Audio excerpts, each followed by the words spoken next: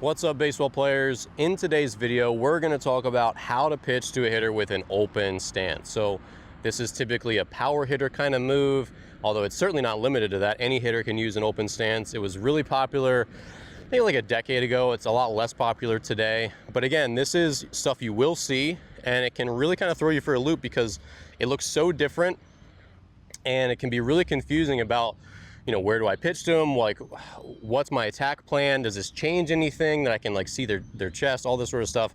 So in today's video, we'll go over all the stuff you need to know about pitching to open stance hitters.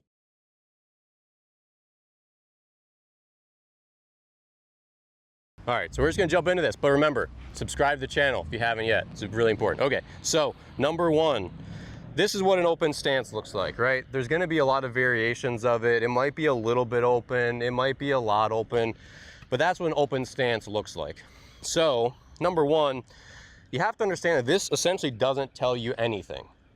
That's the scary thing, is it feels like because they start here, you can't pitch them in because they can just like easily get to it, right? But obviously, this is not where this foot is going to finish up.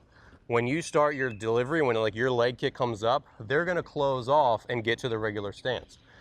So essentially, and this isn't like a super complicated thing, you just have to remember this is all smoke and mirrors. This does not really impact what's going to come next, and you have to sort of wait and see, throw a couple pitches, and you have to be really perceptive as a pitcher. You have to really watch.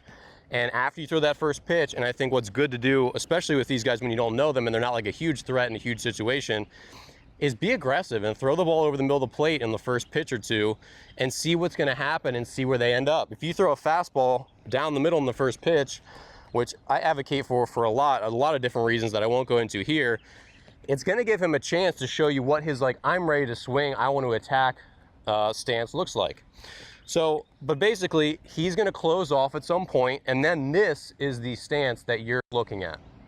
And that's the big takeaway here in general, is that this does not matter. It's smoke and mirrors. It's just a smoke screen.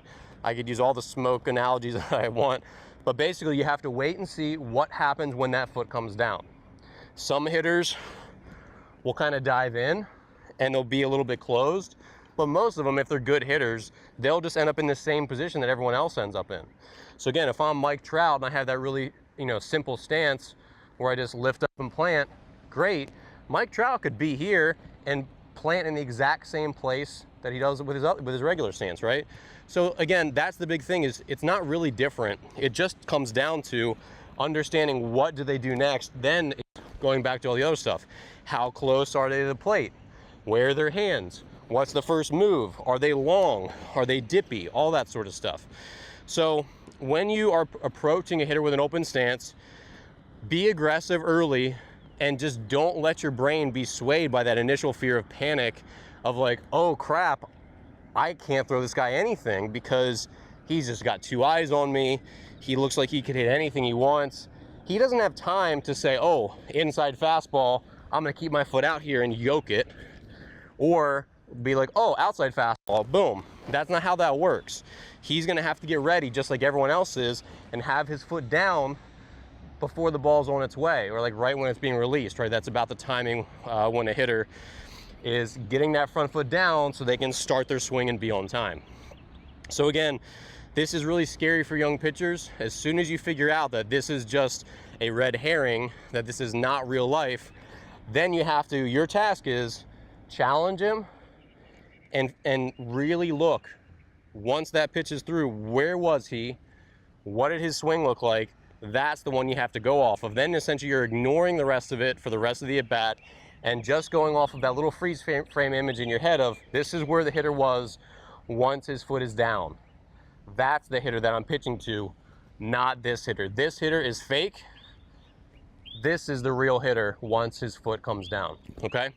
I got a great question here on YouTube. That's why I made this video, so thank you so much.